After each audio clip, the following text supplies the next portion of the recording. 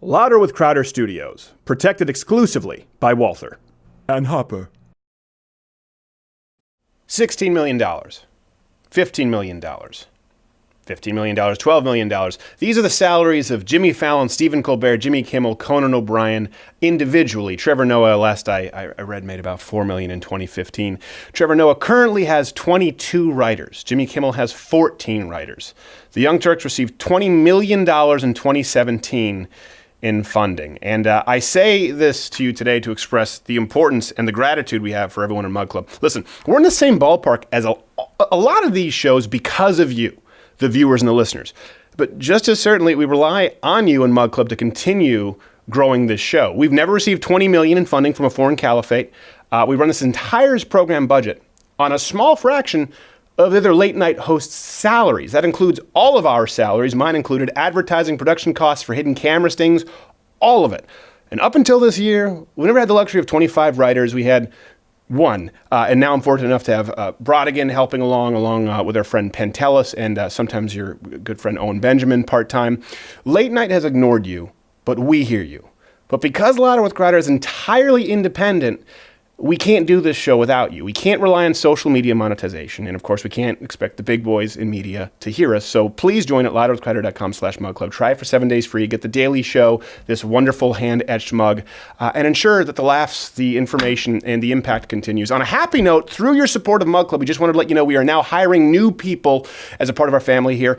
Grant, someone who's worked with us here for a while, has had some personal health issues. He's not going to be here full time. We love you, Grant, and hopefully he'll be coming back. I know he will be coming back with some freelance work, but we do have some full-time positions available for a director / producer, a videographer, studio tech, and a production assistant / associate producer for in the field kind of packages, reporting, hidden camera work, and eventually we'll be looking for a showrunner, senior producer, so that I can find some time to focus more on content and my health. But right now, for the full job descriptions, go to louderwithcrowder.com/jobs. And because we're a very small, lean team, please understand, we can't hire everybody. We cannot respond to everybody. Our team is about the quarter the size of Trevor Noah's just writing staff. So we're going to have to go through all of these applications. And if you're not a fit with the experience, just wait until next time. We will be hiring again. So again, please join at louderwithcrowder.com/mugclub and apply at louderwithcrowder.com/jobs. Good luck to everyone. Enjoy the show. Every day when you watch our YouTube feed, every video that you see has been demonetized just for you. And I say, hey, YouTube can go screw yourself today. All your censorship's real gay, and this next word has to be. It's a simple message, and it comes from the heart. Big tech can f*** itself. That would be a great place to start. And I say, hey, you too can go screw yourself today. All your censorship's real gay, and this next word has to be. Go deplatform all of these. Go deplatform all of these. Hey, SJW! Hey!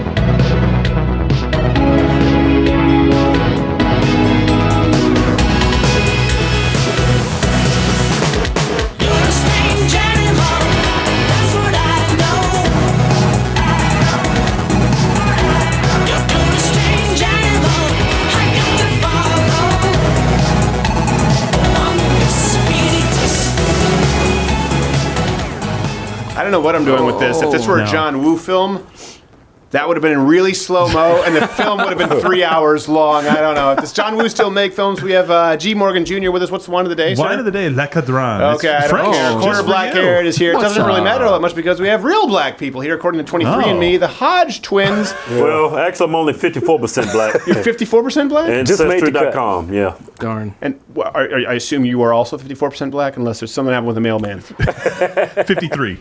With 53.8.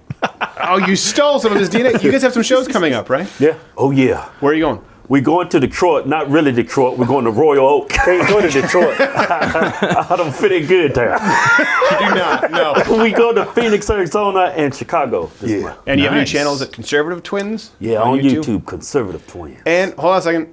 just been informed in my ear that it's been demonetized. We have Gavin McInnes on the show today, and we'll be talking about why Trump will be reelected. I really think he's going to be reelected. So that brings me to the question of the day.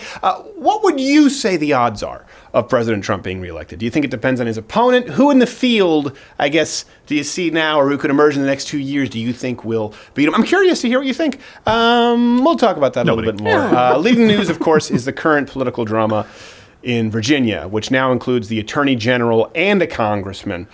All the while, there are still continued calls for Governor Northam to resign. And I believe the governor, if I'm not mistaken, is actually holding a press conference to address the latest controversy right now. Yeah, we go to it now. All right, now everyone, settle down. First question, yes. Yeah, what do you say to people asking for your resignation, Governor Northam?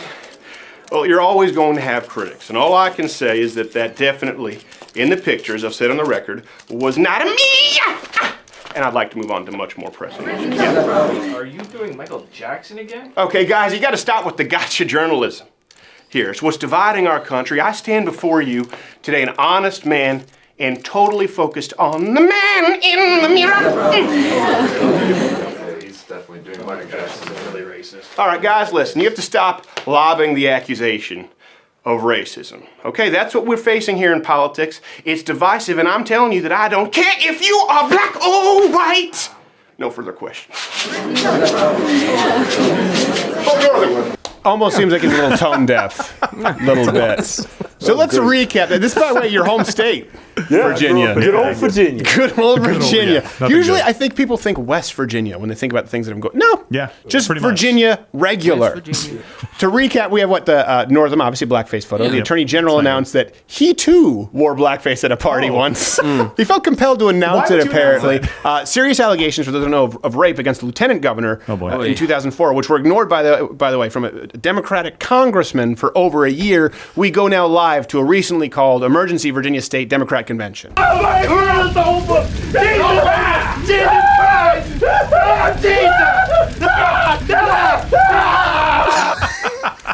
Jim Surveyor. It really is. It's absolutely a dumpster fire. Whoever is the next in the line of succession, like if these guys go out, is just sitting there waiting for the other shoe to drop. Because there's, 3 people in line right now in succession. The governor, lieutenant governor, and then what was the other person you said, the AG or something like that? Somewhere is Robert Byrd saying, so you're saying there's a chance. Exactly. But it's great. It's an absolute dumpster fire. I did not think of Virginia as this racist of a place. Did you guys grow up with this? Man, that's like they used to have KKK parades through our city. Yeah. It's like once in the front yard. You see all these blackface mannequins, little statues. Yeah, really? Yeah, but you guys are in your you're in your 30s. No. Oh, really? Well, I guess I wish I was in my 30s. Aged well. black don't crack, especially when it's shoe polished on. In a more wholesome story, a 3-year-old. Is everyone okay? Are we okay here? It's still all right. Yeah, that could probably beat me up. I found out before the show we weigh the exact same. Do you really? Yeah, but they look much better. A 3-year-old boy was lost in the woods, and he apparently hung out with a bear for 2 days. This comes from Sky News. Casey Hathaway was found by search and rescue teams in North Carolina after people heard him calling for his mother. The boy claims that the bear helped him forage for berries, learn how to hibernate, and gave him the inside skinny on NASA's faked moon landing. Yeah, so it seems as though the kid is in the know. Hold on, I think we're getting a call. What's that? Is that? I don't know why people are able to call in during the show. Crowder, why won't you answer my phones? I've called you like 80 times. No, that's not. Call me back, dude. What the fuck? Okay. Yeah, No, I'm cutting him off. Oh my gosh. We have to move on as though the show is going really well. Right now, we're turning to our eye on India.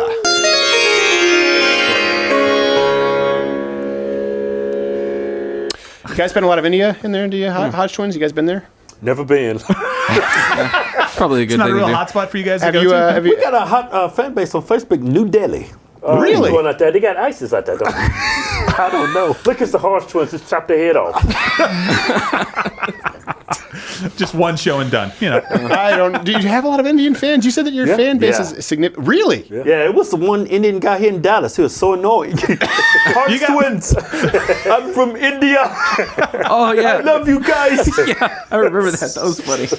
You saw him, right? Yeah, I saw him. I am from India. I love you, but he kept ragging on you the whole show. Yeah. He was giving you crap, or was he supporting you heckling? He's supporting us. That's sometimes more Yeah, it was annoying because you can't shut him down because people think you're a jerk. He's like, I just love what you are doing. I think it's great for the country. Please continue. And you're like, and I will. Yes, please do.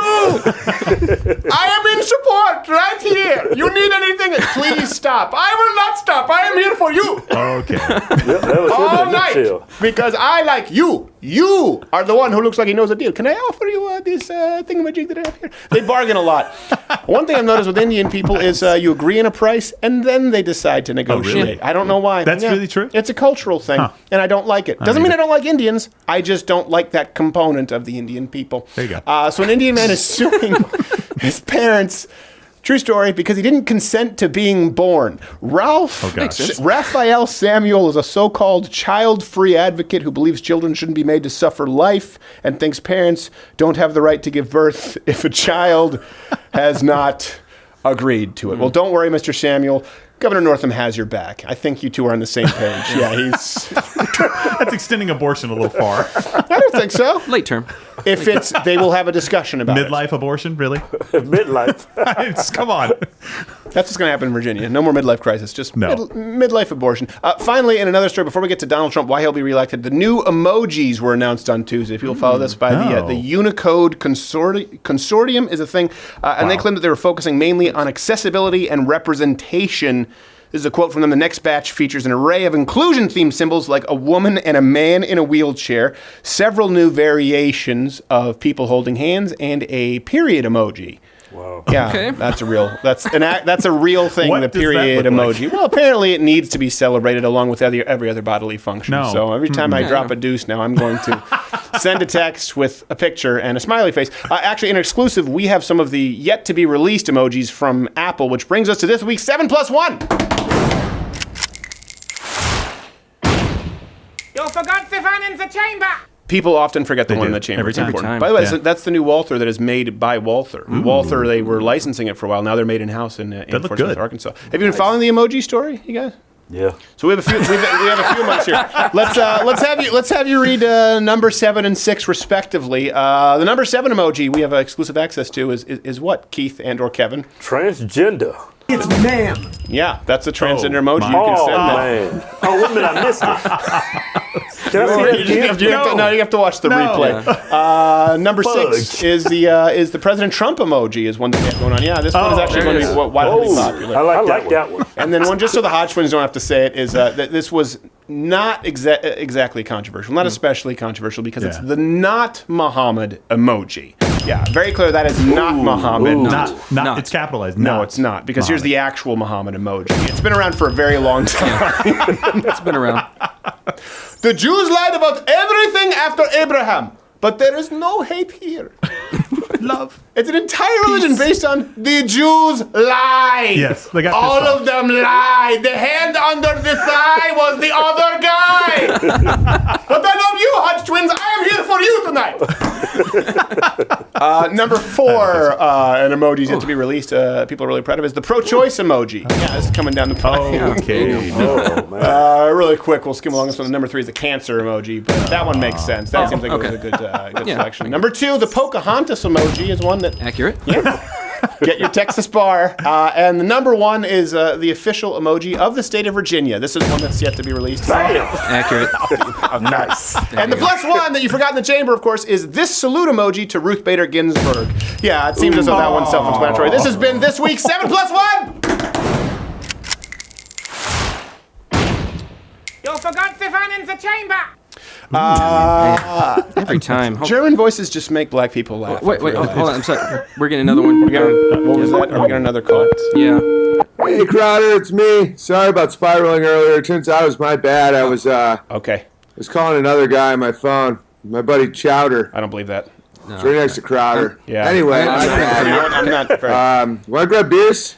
I'm not exactly sure. I think he's more of a White Claw guy What's the anyway. bear thing going on over there? He's just like taking it. You know what? No one really knows. Hey, by the way, the winner, I should say, I have this in front of me. I have it written down because people said, don't forget to announce this. Winner of last week's trivia contest is Katie Reynolds. Nice. Congratulations. Ronaldo, 88. And so you win. That was the answer. Was it about Ralph Macchio? Yeah. I don't remember what the yeah. question was, but you win a free T-shirt or Ranger panties or item of your choosing, and I think an autographed picture. A little something. From Little Smooth something Manny. secret. No, from I don't know how this is a prize. Honestly, like, I'm surprised that you enter the contest. We'll give you the stuff. But you do. It's crap. So the segment I want to get into before, and my now when gosh. people say, are you going to talk about the Green Deal, the Green New Deal? I didn't have time to that's- read through all of it before It's insanity, this show. It does seem pretty insane. And it does lead me to the point that I do want to discuss tonight, why I believe that President Trump is going to be reelected. And the main reason for this is that Democrats keep giving him gifts. They wonder, like, how he won in the first place. You hear that a lot. Yeah. Like, how did Donald Trump, how could he have possibly won? And how could he possibly win again? I'll tell you exactly how. The left continues to give this man gifts. He really is. There's like a Chauncey Gardner effect. He's not necessarily doing everything right. They're just doing everything wrong. And he looks brilliant by comparison. So we're going to go through 4 top. Do you think he's going to win re-election? Oh, yeah. You guys, God, I hope so. you going to vote for him? Oh, hell yeah. Oh, hell yeah. Did you vote for him the first time? Yeah. Yeah. Well, I would didn't vote expect. last time I got caught up in those polls on CNN. Yeah. I actually believed it. That's I awesome. thought we was going to keep that to ourselves. But my God. But you But I'm voted for. definitely voting next time. Yeah, okay, good. I'm going to make my wife and Unless my the kids polls vote. come out. That's a lot. That's a lot of people, though. A lot of people who didn't necessarily pull the lever for Trump, I think, are more emboldened the next time around. And I know you guys said that you voted for Obama at least the first time, right? First time, second time, Mitt Romney. Yeah. Oh wow. Oh. That's surprising. Not for me. Because he's like the whitest guy ever. He's pretty white. He is Yeah. as Also a white. I mean, traitor. yeah. He's Utah white, and that's white. Yeah, I mean, like if there's white, there's Larry Bird white, and then there's Utah white. Yeah. For some reason, Larry Bird was just great at basketball, so It worked he for threw off him, the whole yeah. bell curve. So I do think that the State of the Union, which occurred this week, showcased exactly what I'm talking about, just how far left the DNC has gone. And by the way, this is something that's important to note: 70%, 76%, 76% of Americans approved of the speech. What's really bad for Democrats is that 81% of independents approved of the speech. I think That's we have overlays from this incredible, from YouGov. And the more that the left continues to push their agenda toward the left, the Democrats, I should say, pushing their agenda toward the left, the more likely it seems that these independent voters who everyone said Trump just has this ceiling. Right. He has this ceiling and it's his base. Well, the truth is his base, actually, those are the people who had the biggest problems with President Trump. We'll get into those in a second. It seems like the independents, actually the people in the middle, are really starting to thaw on the guy. Yeah, absolutely. They're starting to come around in huge numbers. I've never seen numbers like that for independents. That's the coveted group of people that everybody goes after in elections. They try to rile their base up and then they try to get independents. When that high of a percentage of independents agree with your State of the Union that was never supposed to happen in the first place, No. you're Right. doing something really wrong on the other side. I don't really think I've ever wrong. seen 81% of independents No. agree on anything. No, they're independent for a reason. Yes, exactly.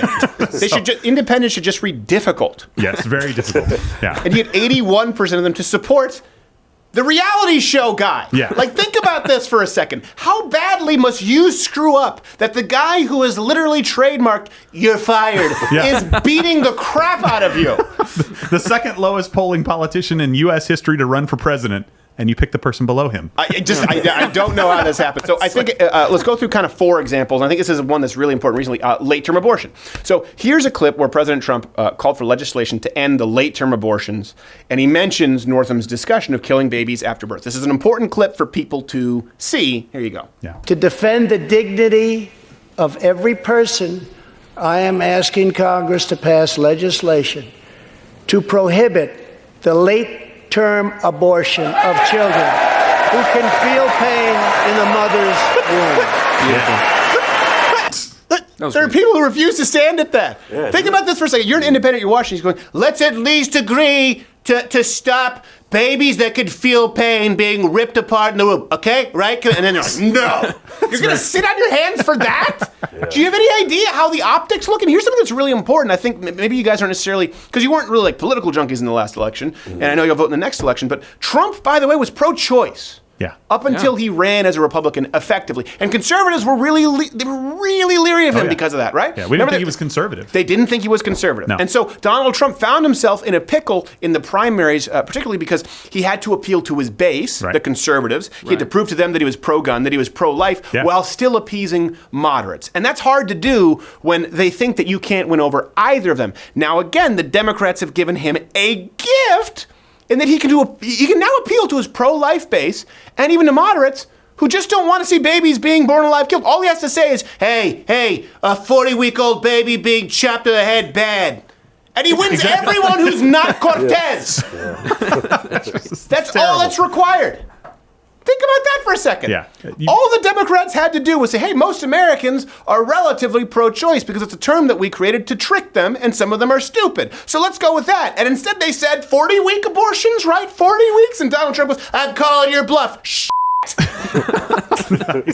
Well, I mean, all you had to do was not kill babies once they were born. I mean, if you had drawn the line a little bit further back and just not gone that far, a lot of this may not have come up. Right. But the minute that you start saying stuff like the Virginia governor said, and then you pass bills in New York, and then Tran says what she says, you've just riled up an entire base of voters. You did not want this to be the issue. No, exactly. They couldn't stop. No. They couldn't I'm stop. kind of stupid on this. Why would you have to kill a 40-week You don't. Exactly. baby? Why? Because you don't want it. Yeah. And you know what's crazy? My daughter was born premature. She was 8 months.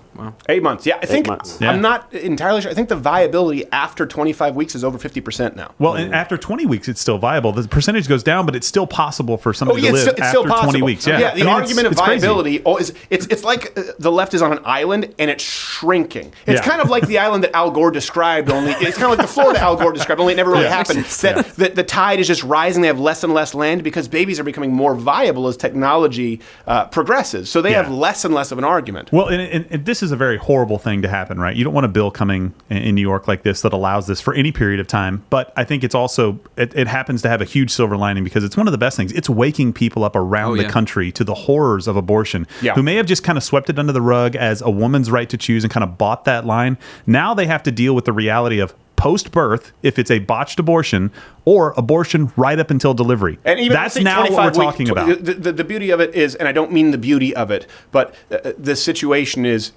people see 40 weeks, they go, well, hold on a second, 40, that's really extreme. Where am I okay with abortion? Right. And they go back and go, well, hold on, 25 weeks, that's in a lot of states. What, 25 weeks? Yeah, right. And they are dumbfounded. A Yeah. lot of people think it's Plan B. They think No. it's some woman who's going in, there was some incest or rape that occurred, which is the very, very small minority of cases. And instead they're going, wait, people are killing these babies at 25 weeks old, and this is legal? And now they're pushing for it to be legal with this broad health exception everywhere else? All it requires is anyone who is against the killing of a 30, 40, 25-week-old baby. Now Donald Trump has won on the issue of abortion. Congratulations, Democrats. No Republican has won public appeal on the issue of abortion in probably 2 decades. Because a cool man. No, that's what they called Ben Carson. And he, by the way, was not upset about it. I think that I like it says Ben. the immaturity. People would call me Coon Man. Which sounds like a cool superhero if I had claws. If he had a larger voice, he would be in office right now. If he had a voice. speak. But you know what's funny? Have you ever seen Ben Carson's house for sale? No. It was in Florida or Vegas.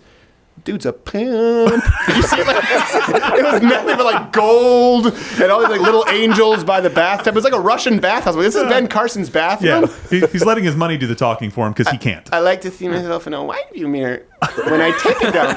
So it was bizarre. If you look at the placing of the mirrors, it was opposite the toilet. Like he wants to watch his paperwork. I have no idea. So another example here where the left has lost all ground is pushing for open borders. So in the State of the Union, Trump mentioned ICE rescuing women and children from sex traffickers. Watch what... I mean, Ocasio Nina Pinta Santa Maria Cortez refuses to clap for this. Here's the clip. More than 1,500 sadistic traffickers have been put behind bars. This is just like, that's, everyone is clapping. Yes. You should be. Look, you got people on the right and the left. Wait, what? Stone cold face. How should I, I'll get out. That's insane. I'll get up for stopping sex slavery. I don't like him, but I'll go up. Like, you've just handed him a gift. By the way, they were wearing white for women's rights. You gotta clap if you're wearing white for women's rights. Alexandria Ocasio-Cortez, who are you wearing? I am wearing white for women's rights. Accept all the underage hookers against their will. I'll see you at the halftime show. I cannot believe it. What rights do women don't have that men do? Exactly. Well, Wearing white after Labor Day, I guess, in this case. But I know it's before Labor Day. Before? I'm not entirely That's sure. Oh my gosh. And here's the thing, not even talking about the sex trafficking, okay? That's one that, again, if you have to play the game in politics. Everyone knows this a little bit. We don't like it. But when someone says, ending sex trafficking. Even if you go, well, hold on a second, I know that Cortez, when she's talking about ending sex trafficking, is actually attached to the Green New Deal bill, and that's actually about 70% tax, so I don't like it, but she did say end sex trafficking. All right, I'm going to clap just because of the optics, and I'll talk about it later. They didn't clap at that. But if you go even further into the issue, a new CBS poll shows that 72% of Americans agreed with Trump specifically on immigration anyway. Here's them saying it.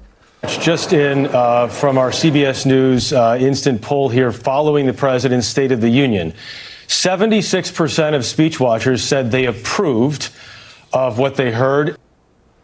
I'm very surprised. That's a large percentage there. I'm very surprised that any of these percentages are true. That's why I had to play that clip, so you would believe that I'm not just saying it. Well, she's been portrayed as like this strong, independent Latina woman, and that's why we hate her.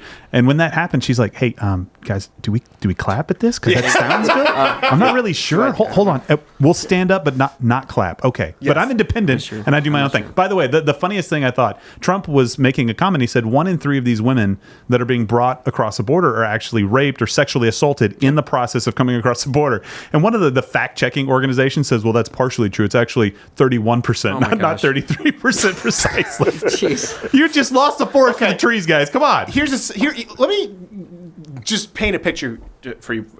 Just a moment here, okay? I'm trying to actually wrap my head around this. They fact checked. It's really hard to do. It's like when they fact checked Donald Trump, where he said we had burgers stacked a mile high at the White House. They're like, actually, he did not have burgers stacked a mile high. As a matter of fact, they were placed in more of a horizontal spread. Really, one couldn't account for the vertical metrics because of the buttons and depending on the temperature of the room. It's like you're a exactly. But think about this for a second, okay? The guy who said you could do whatever you want, you could grab by the and disgusted a whole nation now has the moral high ground because you've decided to vilify him because he's against sex trafficking and he had the number off by 2%. Yes. You've given him a gift. Another one. And you couldn't possibly make it easier for him. Now everyone forgets about the grab by the and you go, actually, that 33% of people who are raped when they try to get here against their will, it's 31%. You better get in line, President Trump. And all he needs to say is, you're a piece of shit.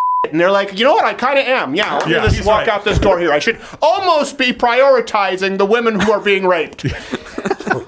They don't call them snowflakes for nothing. They do not. And that guy looked like a snowflake with a toupee on. By the way, hit the notification bell if you're subscribed on YouTube because apparently our subscriptions might not show up in your box. Join Mug Club if you want the show every single day. loudwithglider.com/Mug Club. And subscribe, rate us on iTunes. A lot of people are like, can I listen to the audio version? Yeah, that's a great way. Yeah, you can. Yeah. Here's the second example before we get to the prime example. The left, of course, is pushing socialism. This is another reason I think President Trump is going to win. They're outright pushing it. Remember when it used to be veiled? Yeah. Where they used to, like, when people said, we think that Barack Obama is kind of a socialist. Right, yeah. Socialism is actually, it's a dog whistle. It's the N-word is what it means. Yes. Remember when they said that? It's like, no. It's actually no, we think he's a socialist. Like, by the way, there are people like in Norway who are socialists too. They're not black at all. They're actually like really white and really strong for some reason. We have no idea as to why yet. We're still running some genetic testing, but we actually think that Barack Obama is like a Norwegian socialist. That's it. No. Trump just said that we're never going to be a socialist country. And look at who refuses to applaud. Here you go. Socialism in our country. Yeah, boo.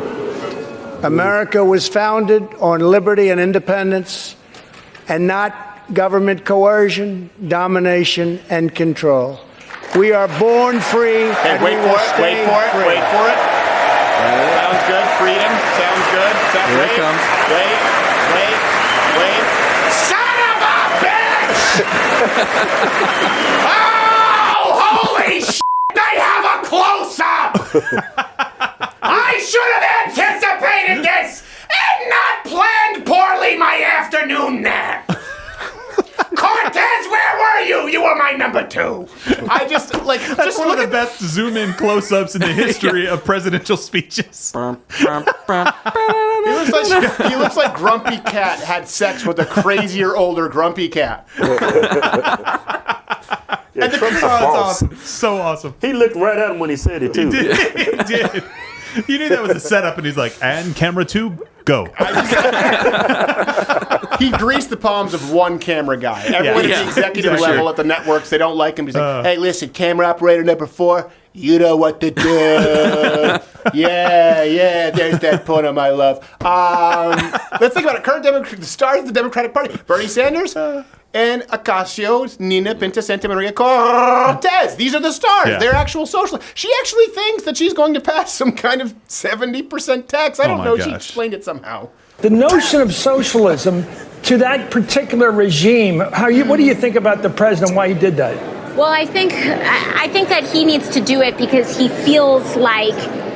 feels himself losing on the issues. Every single policy proposal that we have adopted and presented to the American public has been overwhelmingly popular, even some with a majority of Republican voters supporting what we're talking about. When we talked about a 70% marginal tax rate on incomes over $10 million, 60% of Americans approve it. No. What? Just a majority of Republicans support socialism. What? I thought this was well known. Hey, you person next to me, is this well? It's not well known. I don't know what I'm saying, Chris Matthews. She probably went to Watts or something. Let's be honest here. Oh my gosh. Do we have to act like that sounds like an intelligent woman? No. Do we have to pretend? Here's the thing. Nancy Pelosi doesn't sound like an idiot. I think she's wrong. I think she's the only person in politics who's proactively evil, but she doesn't sound like an idiot. Hillary Clinton doesn't sound like an idiot. No. This girl sounds like a moron. Well, look, Trump says a lot of dumb stuff, and I think they went out and found the only person on the left that could possibly sound dumber and elected her to Congress as a 29-year-old bartender with no experience doing anything. Right. Yes. They've got their man or woman in this case. I could grab anyone by the p***. Why is it buffalo wings if it's chicken? That's exactly. She's getting rid of This is the best debate ever. I think so too. Here's the thing about socialism: no matter how great you think the government is at giving you free stuff, people still don't want higher taxes. We saw with the prank calls this week where we called black businesses. Yeah, they're like, "Would it make you more or less likely to support Governor Northam that he supports increased taxes?" I don't want to pay more taxes. No. I want like the opposite of that. I feel like this could be like a spoof. Like Donald Trump at some point wrote a playbook that said, "Oh, if they're going to beat me, here are all the things that you can do to beat me." And he's like laughing with his cronies behind the scenes. It's like they've picked the absolute worst ideas possible to win an election, and they've done all of them in 2 months. It's like a guy. Listen, I think Donald Trump is bright enough, but I don't think he's as brilliant as obviously his diehard supporters do. Yeah. I think sometimes he's just been given these gifts. Like I think this is the equivalent to reverse psychology actually working. Hey, Cortez. Hey. The one thing, okay, the only thing that'll take me down, all right, listen, you know what? I'm not going to say it. Okay, listen, if you suggest a 70% tax, that's not too much. She's like, what? Guys, I know how to kill Samson. I wrap his hands in ropes. And he's like, Samson, he gives her the wrong way to kill him, and he wakes up and he destroys the ropes. He's like, yeah! She's like, oh my God, what happened? Why would you lie to me, Samson? That's exactly what it is. And then for some reason, Samson was it Delilah? The last one, yes. He gave her the real way to remove his strength, cut his hair, when she did exactly what he told her the first 2 times. Like, how did you not put it together? Strong and dumb. Sorry. Yeah, strong and dumb. Strong and dumb, Samson. I think the greatest example, of course, of the gifts that the left they've been giving Donald Trump, and I hope they do it again in 2020, is they ran Hillary Clinton in a general election. Yeah. Likely the one person Donald Trump was capable of beating at that time. Trump polled very badly for people who forgot this leading up to the election. Almost every single pollster got it wrong because he was polling so badly. And he's been receiving nothing but hostile media coverage since. Here's the thing.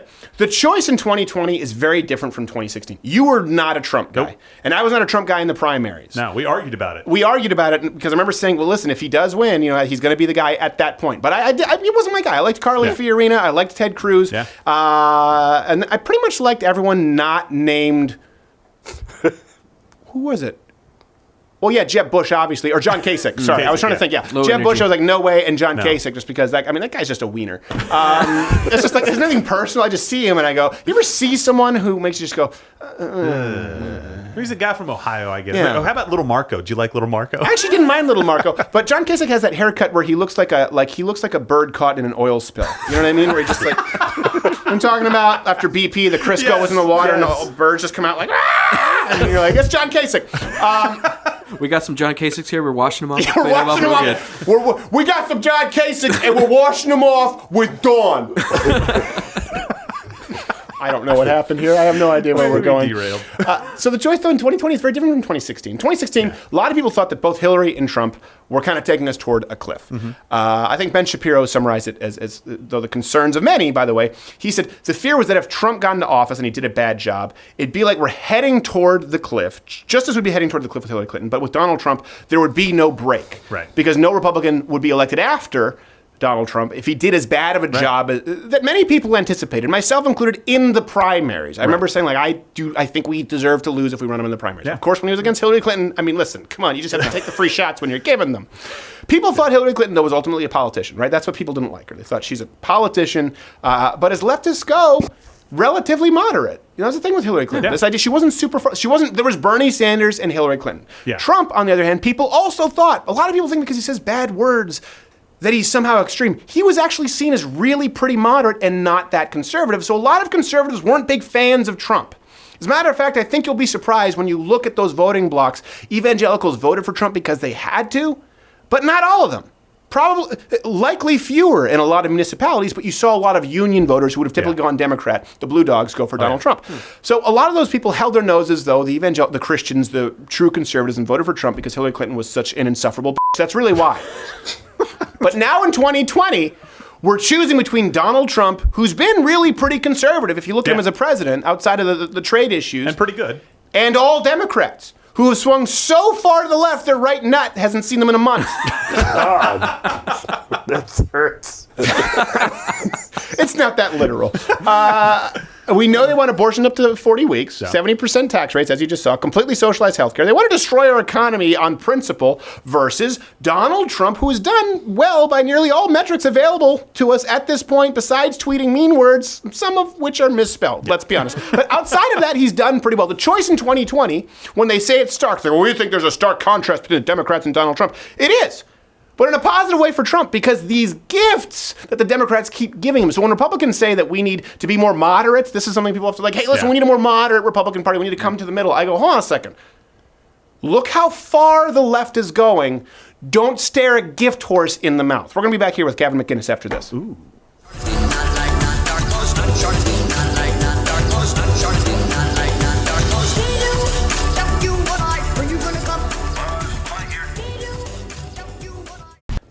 Hi, I'm Betty, and my club allows me to be a stay-at-home dog, so I can do all the things I'm most passionate about, like fighting pots. Come here, you punk. Wait till I get a hold of you. You'll rue the day you ever heard the name Betty Crowder. Oh, gee. Thanks, Mug Club.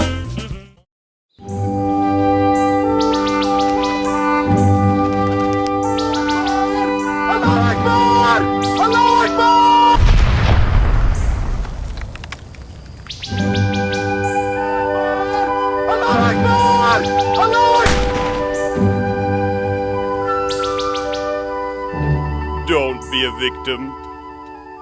Try the Walther. You'll be glad you did.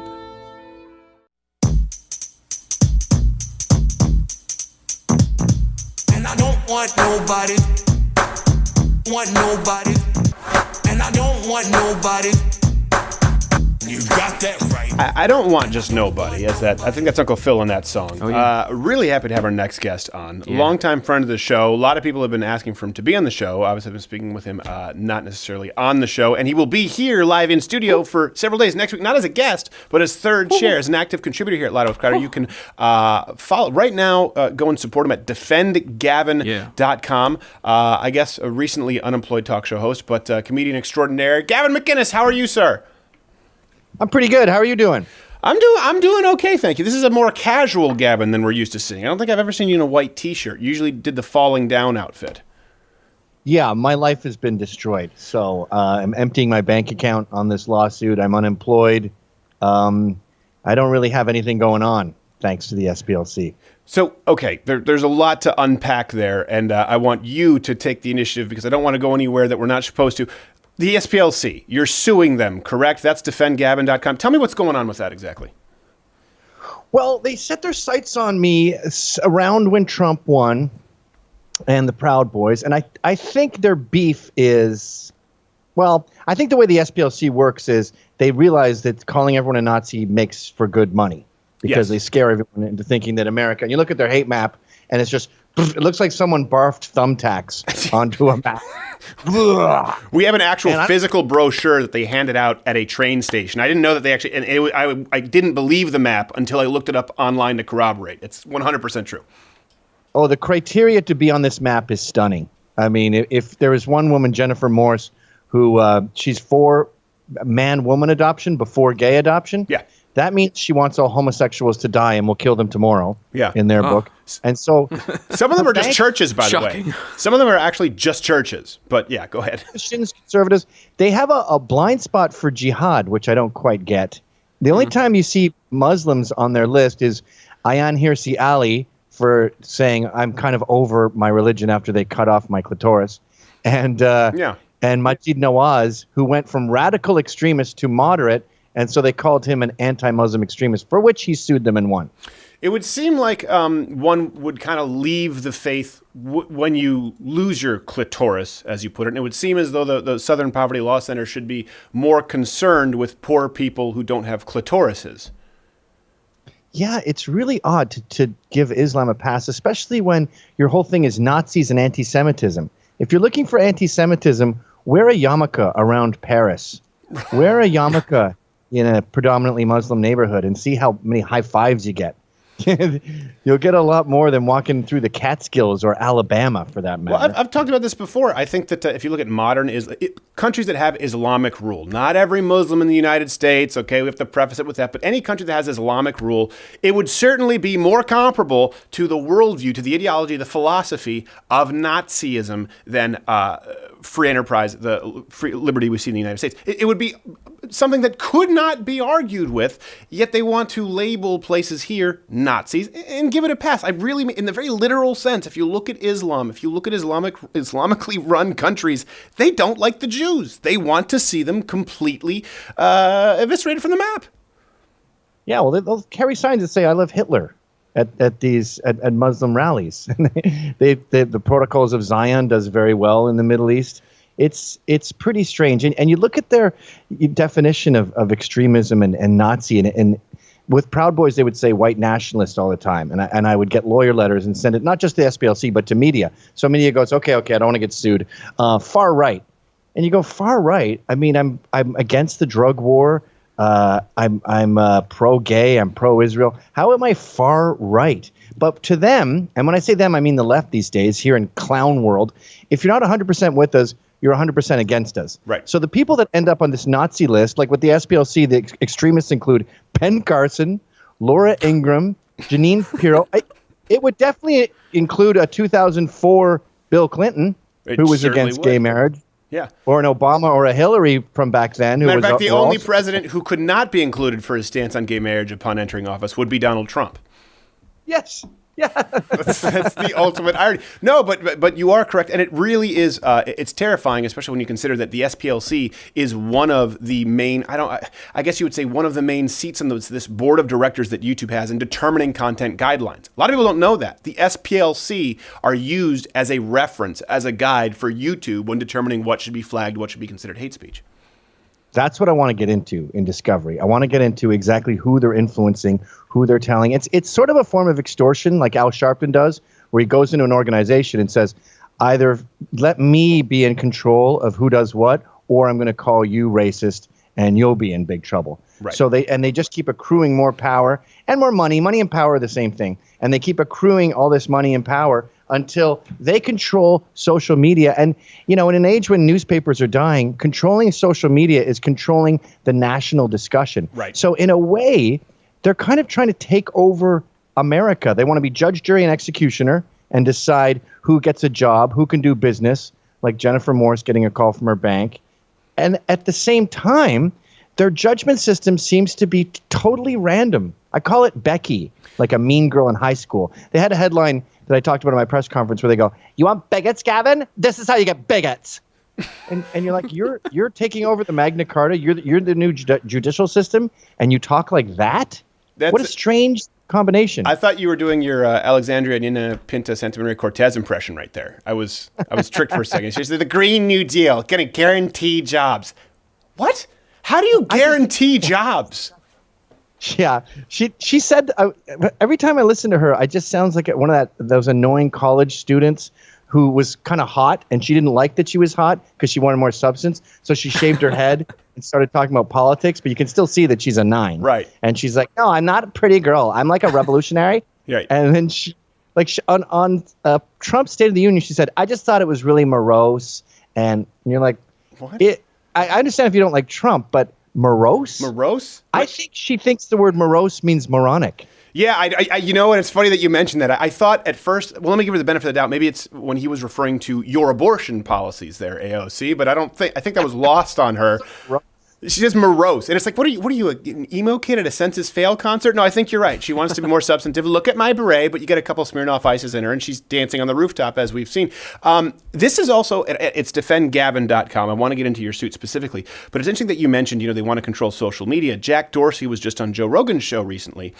And I was surprised, obviously I've been on Joe Rogan's show, he's been on this show, consider him a friend of the show. Surprised how soft that interview was. Jack Dorsey evaded a lot compared to how your interview went on Joe Rogan or my interview went. And he was talking, for example, about Brexit. And he said, we've realized there's a problem on, I think we'll do a rebuttal to this next week because it's a 3-hour show and a lot of people didn't really get to see what was going on there. But at one point, Jack Dorsey said, for example, Brexit, I realized that Twitter was really amplifying all these reasons to leave. And if you were on Twitter, all you would see are reasons to leave, and there wasn't really a discussion about reasons to stay. And I was saying, well, hold on a second, that's because it's on every single mainstream news outlet. The scales are a little bit tipped because people who have never been allowed a voice before, for example, with this show compared to ABC, NBC, CBS, Comedy Central, there's one alternative. The same thing happens with Brexit, and it was lost on him, and Joe didn't follow up on that. So I wonder if you had watched that interview at all, or what your opinions are on Jack Dorsey. I was on InfoWars yesterday, I think it was, and Alex Jones was going off about Joe Rogan saying that Joe is taking money from Twitter and he's not telling anyone about it. And I want to be on Joe Rogan really bad to help raise money for this case. So I was like, oh, I don't know. He's not so bad. I haven't heard anything about that. I don't know how one would get money. I mean, I will say this. We get money from YouTube when the videos aren't demonetized. So I think it's somewhere between 30 and 40% of our videos. So we got that big YouTube money. We're honest about it. Yeah, I've been SPLC got me demonetized. I can't do Google AdSense, so all my videos are free. I encourage people to rip off my YouTube content because I know I'm going to be shut down any second now. But I'm glad you said something really interesting about how the left thinks that social media got, Trump elected or Brexit to happen. Yeah, no, Jack Dorsey specifically. The people got that to happen. We're all trying to leave Citi Field after a Mets game, and you've closed off all the doors. You closed off mainstream media. You closed off all these different avenues. And the only door that was open was social media. So, yeah, we all came out that door. That's not the door's fault. It's our only option. When Trump held up his phone in Florida and went like that, and we saw 80,000 people in the stands, we went, holy crap, we're being lied to. This guy's really popular. Right. If he hadn't done that, we wouldn't have known. That's not Twitter's fault. Right. And Hillary Clinton held up her BlackBerry at the high school basketball court, and it was about to about center court. And she said, look. And we said, well, this seems about right. We think that New York Times 99% projection seems a little bit generous at this point. So why have you mentioned the Southern Poverty Law Center having targeted you specifically? How so? Because they've targeted a lot of conservatives. But what do you mean, and how are you going about this legally for people who don't know? Again, it's defendgavin.com. Well, you can find the complaint online, and it is very involved. It's incredibly well written. It was Ron Coleman, a free speech lawyer who went to the Supreme Court with the ban, the slants, because they couldn't trademark their name. Right. And he won that case. It's incredibly well written, but I know that they targeted me because you look at the articles and it came out of nowhere, and then it was just boom, boom, boom, boom, boom, post after post after post after post. And the media is so mentally obese. They're so incurious and lazy that every single time they'd mention me or the Proud Boys, they'd mention labeled as an extremist, labeled as a hate group, and it just becomes fact. It's funny because curious guys like you and I who are in the fray, we wrote off the SPLC a long time ago. Right. We laugh at them. The ADL, the Washington Post, CNN, they had credibility. Even the New York Times is hanging by a thread. Right. But then you talk to other people who aren't news junkies, and they go, oh my God, the SPLC. They know what they're talking about, man. That's the Southern Poverty Law Center. They're experts. They have And law in the name. They help the Southern poverty. That $1 billion corporation is helping with the poverty. And they're fighting the hate. Hate's everywhere. Hate's on the rise. Right. It's empowered in the age of Trump. It was always lying there, looming in the shadows. And then Trump got on, after Charlottesville, Trump got on the mic and said, okay, hate, you can come out now. And it was like the day after. They all came out and the sun seemed really bright. You know when you do coke all night in a bar and you find the owner lets you out at 9 a.m. and you're like, wow, it's really bright out here. I don't came know. Out like that. I also don't know why the voice, it sounded like the person calling a Jack Dempsey fight. Okay, hate, you can come out now. We're in round 4. That's where they are. They're in the 20s. In fact, I was just reading about Jack Dempsey. We talked about him before. Yeah, he's but great. there was a big fight with this guy. What the hell was his name? Primo Willis. Carnera. No, it was a black guy. I think his name was Willis or Wills. And promoters didn't want to take the fight because they knew it would be Jack Dempsey versus a black guy, and it would be seen as a racial thing, black-white, and then everyone would talk about race all the time. And so even back then, they were like, I don't want to get into the racial thing. I don't want to be called racist. It's boring. And let's just fight a different guy. Right. Because the social justice warriors of the 20s will take this fight into identity politics. But at that point, they're like, I mean, we won't let them use the drinking fountains, but I just don't want to get into it, publicly right now. I mean, let's be honest, Lou. I don't want to talk to the drinking fountains. Let's just drop it, okay? Bugsy? Take it to public. But yeah, that's who Trump is. Like, they think when he says "Make America Great Again," he wants, "You're a bum, Charlie. This is a New York I want back. The one where the Negroes aren't playing baseball." No apple pie for you. You go to the end of the apple pie line, and even then, if there's some, you'll be lucky to have it. Yeah, I know. It really is something. I think the reason they want to say that is because a significant percentage of people who voted for Barack Obama voted for Trump. You can see that with the Hodgetwins who are here today. Just the numbers don't add up. And so they have to say, well, really, people voted for Barack Obama. But that hate was lurking beneath the surface to try and discount the fact that a lot of people were willing to overlook some shortcomings to have the first black president. I think that's a component to it. That's just opinion. But they've been going after you for a long time. And like I said, the proof that it's concerted, that's what always bothers me. Like Alex Jones, I agree with Alex Jones on very little, and I think sometimes he's gone too far, and I've talked about that. And he's been on this show, and I've been on his show. But there is no denying that the deplatforming occurred immediately in quick succession. You can't say that that's a coincidence at that point. No, the reason that they're out to get me is because I'm effective. The reason they are out to get the Proud Boys is because it's a popular movement, and in both cases, they are red-pilling young people and getting them on the Trump train. And that's their worst nightmare. So they knowingly lie. I don't believe the left thinks that the people they call Nazis are Nazis. In fact, did I ever tell you this story? At my NYU talk, I came out after I'd been pepper sprayed for being a Nazi. I remember that. I came out, I grabbed the mic and I said, "We got 3 problems with this country: the Negro, the woman, and the Jew." And everyone just went, including all the protesters. Their jaws hit the floor. And then, of course, I said, just kidding. I'm not that guy. But why did your jaws drop? Because you pepper sprayed me because you thought I was that guy. But then I start talking like that guy, and you all have a heart attack. So I don't believe that you believe that everyone's, these evil bigots. Like with the Catholic school kids, did they really think that there was this beautiful indigenous ceremony, and these MAGA kids go, "This is gay," and just start kicking over? Just kick him in the face through his drum, through his whale skin drum. Like, this is actually a funeral. We're having a funeral here in this teepee. Oh, we're having a funeral. Where? Shove. Yeah. Smash goes the peace pipe. I mean, did you really think that's what goes on? And do we really think that I forget what's his name? Phil what? Jussie. Was Phil? What was the Native American? I keep forgetting his name. Nathan Phillips. Nathan Phillips. Did anyone actually think? I think it was the guy from National. I think it was Bill Kristol. I could be wrong, but someone like that said, he's an example of what America can be. I'm going, do we really think this guy's a wise sage? Like, even if you think those kids are douchey because it's a trucker hat, and let's go with that. Fine. Do we really think that this guy is any kind of example of how to act as a grown adult in any capacity? Do we have to pretend that? I believe he was a refrigerator technician for the military, went AWOL who was twice. then beaten out for being incompetent and terrible at fixing refrigerators. Not exactly the hero he's not the hero we need. He's the hero we want. I don't understand. Like the was in Halifax, where they were accused of disrupting an Indigenous ceremony, and it was just a screw Canada rally on Canada Day, and the one leading it was an equally bad representation of Indians, and she called herself Chief Grizzly Mama, and then the head of Canada's Foreign Affairs goes, "I would like to apologize to Chief Grizzly Mama. We're so..." It's like, dude, Google it. There's no Indian chief called Chief Grizzly Mama. And why would you do the cross? What's happening here? They were a pantheistic society. That's why they didn't use the wheel. They just said, "Hey, why does water exist?" "Because the gods say water exists." "And why is the sky blue?" "Because the gods of the sky make it blue." It took a Christian to come over and go, "Actually, we've been encouraged to examine our surroundings and create critical theory." Not a big fan of the Native American culture, in case you can't tell. So, what are you doing? I'm a big. You are, oh, that's right. Sorry, I'm sorry. Your wife. Yeah.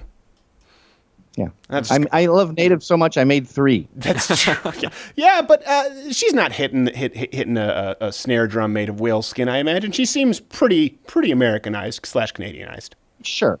But they all still go to powwows and do all that stuff. Fancy dancers and funerals and with the peyote and the teepee and sweat lodges. Yeah. Jesus, you got a sweat lodge. It is brutal. Anyway, we're getting off topic here.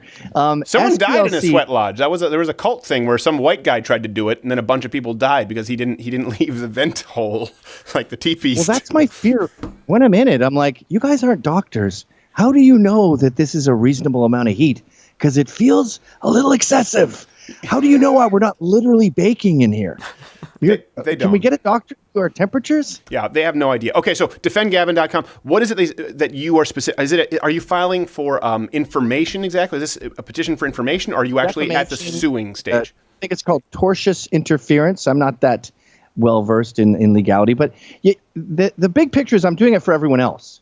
I'm doing it for, like, take Ayaan Hirsi Ali, right? She dares to point out things about radical Islam. She does a movie with Theo Van Gogh. He gets murdered because of the movie, and the SPLC pushes this anti-Muslim extremist shit, so she needs round-the-clock security, which is real expensive.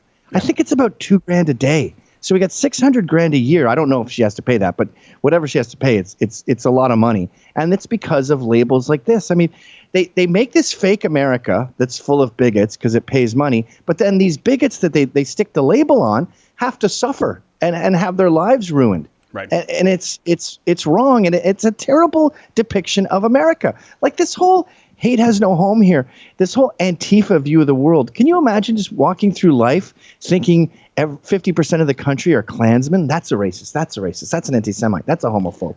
Well, you've never met one, but you hear they're everywhere. Well, that's not true. If you live in Virginia, there's a solid chance you can point in any direction and there's a Klansman and or blackface, and he's running your state. But that's the one place. It's Virginia. As your governor, blackface, and or KKK. I don't even know which one is more offensive. No, I think it's a very important point that not everyone has the kind of platform or has had the kind of reach that you do, and it's important. We talked about this with Charles Hermes and UTA, with the students there who are suffering, the students who are silenced by professors who fail them. You know, it's someone has to do something. A lot of people say someone has to do something. You're doing something, and you're going to be doing more here next week here in Third Chair. Taking an active role here in the show. It's defendgavin.com. And you know, one thing I will say too, I know a lot of conservatives, this is something that I see a lot of. Conservatives don't all have to be the same. It's okay. Yeah, you're edgier, I hate that word, but edgier than maybe someone else who might be mainstream conservative. That's okay. I don't have to share the same opinions as every other conservative, but we do need to band together and understand the size of the enemy that we're facing right now. And the SPLC is a huge one, especially when you see how deep their tentacles reach into places like YouTube and potentially Twitter. So defendgavin.com. Hey, Gavin, looking forward to seeing you here next week, brother. Rock on, buddy. Let's have fun. Yes, sir.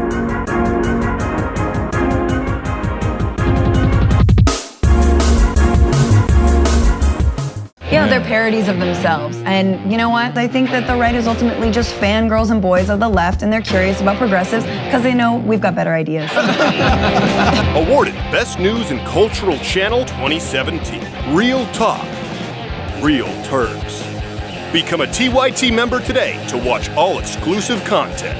Go to TYT.com to support real progress.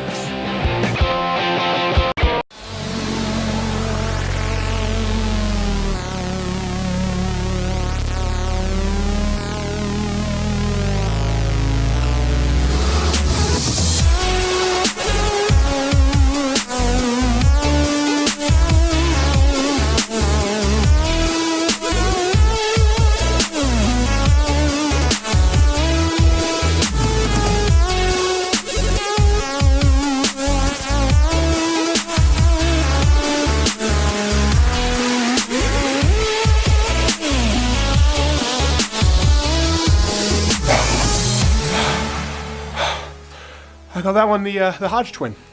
Sank like a stone, but my hair's still dry. I think they're actually in the green room right now. They went to go have what they called last time a white guy beer. Like it was Fat Tire. No. Like, how are you serious? I'm feeling that. I'm like, it's just a Fat Tire. It's just the average 5.5% beer. I think they feel it more because, actually, they would feel it less because they're so lean. Typically, if you have more muscle mass, you feel beer less. But it's they're the very African healthy. origins. Do African people, do black people not process? I don't know. I'm just racist. I know, Nate.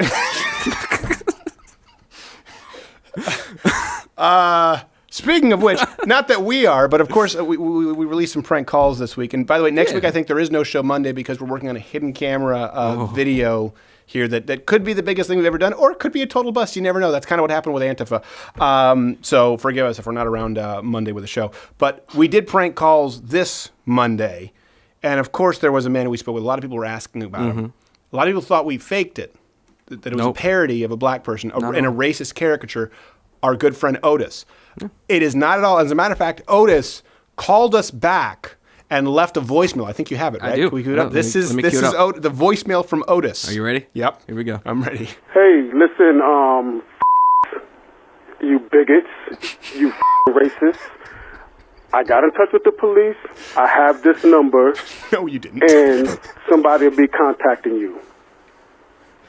Call my restaurant again and don't hide behind a phone call. Come and see me, you punk motherfucker, when I put hot steel in your ass. Okay, a couple things there. First off, I've always heard the term cold steel and hot lead. I think he mixed. I'm sure technically you can say hot steel. You got excited. He called us bigots, but he had just immediately proceeded. They called us fat. And he said, I've called the cops, and then threatened to kill us. Otis, you're getting us all wrong, man. We want what's best for you. The black business people. So hopefully there's a little more Otis in the future. Otis, if you're out there, we would love to speak with you. You can be a guest on the show.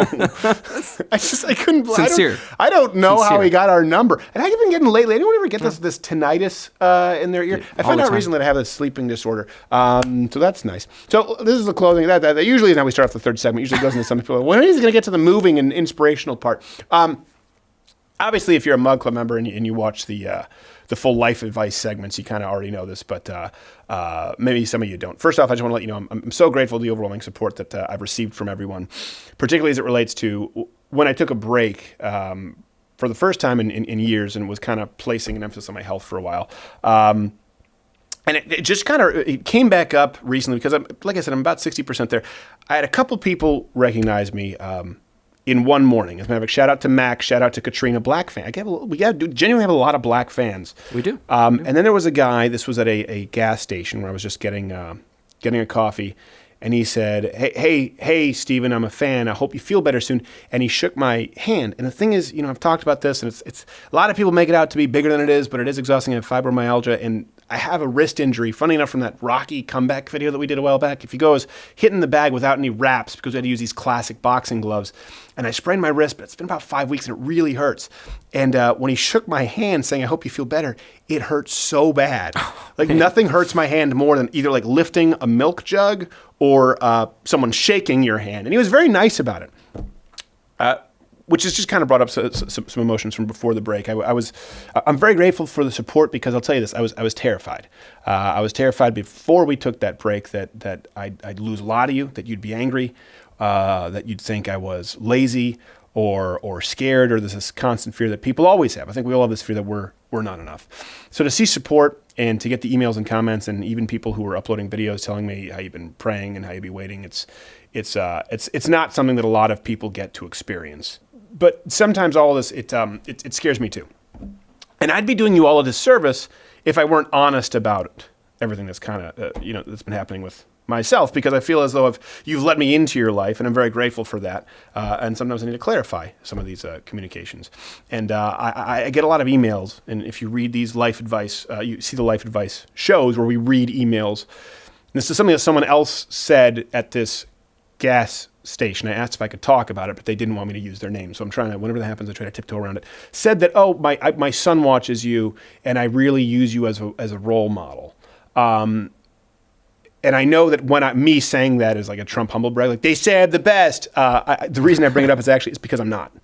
I want to make something really clear. And we get a lot of these in the life advice emails, like just because we're offering advice, me, Gerald, people who are here, I am not a role model. I have never wanted to be a role model. I've never claimed to be one, and I'm certainly not a good one. I want to make sure that is as clear as I can be. But I am something else. I'm an example. And the difference, I think, is an important one, and I think it's an important one for everyone to learn.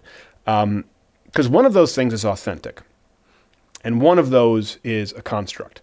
A role model is a construct often of, it could be from the media, advertising, or some glorified self-aggrandizement. Sometimes it's a construct by you of someone or something that you may think you want to emulate, or you think that you want to be. An example, on the other hand, is something that everyone can be and something everyone should be. A role model is an ideal that no one can live up to. An example is something or someone tangible that all of us can use to improve ourselves. So, see, you can hold yourself up as an example for someone in order to help them optimize their life without portraying yours as something to emulate, or certainly without portraying yours as perfection. That's what I think really bothers me about this. Recently, I've been the example of a cautionary tale of what not to do as it relates to values, priorities, actions. I let my health fall by the wayside. I walked too close to the edge. I was stupid. I pushed too hard. I lived too fast. That's not something you want to model yourselves after, okay? But it is an example you can use. And that's a role I've learned to embrace. And it's one that I think all of us not only can be, it's something that all of us are. Something we're all burdened with, for better or worse, whether you like it or not. We are all an example to everyone around us, in some capacity, to someone around us in a very important capacity. Our words, our decisions, our actions. You may not know it, but someone right now is looking to you as an example. I guarantee it. And if you or I do myself a disservice of setting out to be a role model, that's why I get really uncomfortable when someone says that or we get these emails. If we set out to even attempt to achieve becoming a role model, we run the risk of assuming that we can do no wrong, of assuming the moral high ground to ourselves without verifying. Carrying the mantle of role model breeds carelessness. And I think that's why it's a term I hate so much. But if you think of yourself as an example, it breeds thoughtfulness. Are you in the right? Are you standing on the moral high ground? Are you making the right decisions? It's why the whole DNC, particularly Nina, Minna, Santa Maria, Pinta, Cortez, I know I misspoke, so look, you're an example of how to speak poorly, you dumbass. Yeah, it was Nina, Pinta, Santa Maria, Cortez. That's why she aggravates me so much. She says she doesn't want to be bogged down. Recently, we played this clip. She doesn't want to be bogged down with the technicalities and facts. These were her words, but more so wants to focus on doing the moral thing. That's someone who thinks of themselves as a role model. That's someone who's already branded themselves with that mark. Otherwise, how do you know what the moral thing is? Well, guess what? It starts with facts. It starts with the technicalities over which Nina Pinta Santa Maria so gleefully wants to gloss. It starts and it ends with truth. Now, someone who understands that they are an example as opposed to a role model, they require of themselves facts, the technical, the ugly, the mundane. They get bogged down in boredom and the daily slog. Why? Because they know that they're a potential example and they hope to get it right. They want to get it right. They don't assume that they have it right. The only way to get it right? It comes down to what we talk about every day on this show. It comes down to truth. So everyone watching, everyone listening right now, understand and think about who this might be, that to someone in your life, don't know who it is, could be lots of people. Think about them. Think about the people to whom you are a potential example, because we are all examples, period. You're not a role model. You'll never be a role model. There is no one on this earth right now who is a role model. But what kind of example are you going to be? Someone who gets it right? Someone who at least tries?